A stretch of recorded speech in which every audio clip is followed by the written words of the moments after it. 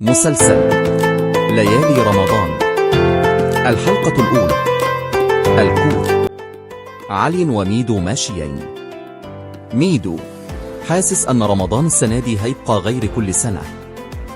علي أكيد هيتغير، بس المهم إحنا ما نتغيرش. ميدو مش فاهم قصدك. علي أقصد يعني ما نتغيش فإننا نصلي ونقرأ قرآن ونحاول نختم المصحف. ميدو فهمت إن شاء الله، ربنا يثبتنا على كده. علي إن شاء الله. فجأة عيال بيلعبوا كورة والكورة تخبط في علي. ولد أسفين يا عمو. علي وميدو مفيش مشكلة. الولد تعال والعبوا معانا. ميدو بحماس يلا. علي وميدو نزلوا يلعبوا ماتش مع العيال، واللعب كان حلو وكله هزار وضحك. فجأة ميدو يشوط جامد والكرة تطلع وتقع في بلكونة مقفولة. ولد لا، دي كورتنا الوحيدة وانت جيت ضيعتها. علي متقلقوش، هنجيبها. علي يحاول يطلع على السور، ميدو يحاول بعصاية. حد يرن جرس، مفيش حد. البلكونة باين إنها فاضية. الوقت يعدي والأذان يقرب. الله أكبر. علي يطلع من الشنطة عصير. ميدو ده اللي معانا.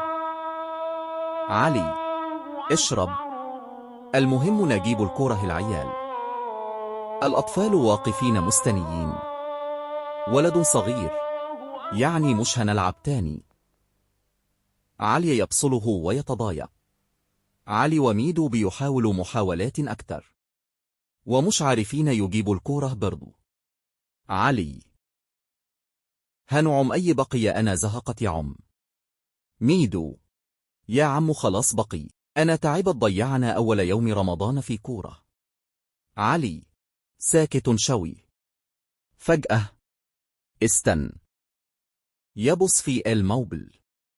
علي فأكر الفلوس اللي خدناها من الراجل اللي طلعنا ترند. ميدو علي هنبدأ نصرف منهبقة ونجيب كورة للعيال منها بدل اللي ضيعناها. ميدو صح أمالها، نفضل محنطين الفلوس كد. علي إحنا نجيب للعيال كورة ونجيب سحور عشين لو ملحقناش. علي وميدو راحوا يشتروا كورة جديدة. علي اختار الكورة دي، قال لي ميدو أي رأيك؟ ميدو طرش الطرش يسطى. علي خلصانه يا عم. علي وميدو يروحوا للعيال. علي يطلع الكورة، العيال تفرح. ولد بيقول دي أحسن من القديمة. ميدو بس خلي بالكو بقنها. علي يلا كل واحد يروح بيته، عشين يتسحر. العيال قشطة يا عمو. علي وميدو قاعدين على رصيف بيتسحروا. ميدو تفتكر إحنا صح؟ علي طولما حد مبسوط يبقى النهاية. انتظروا الحلقة الثانية.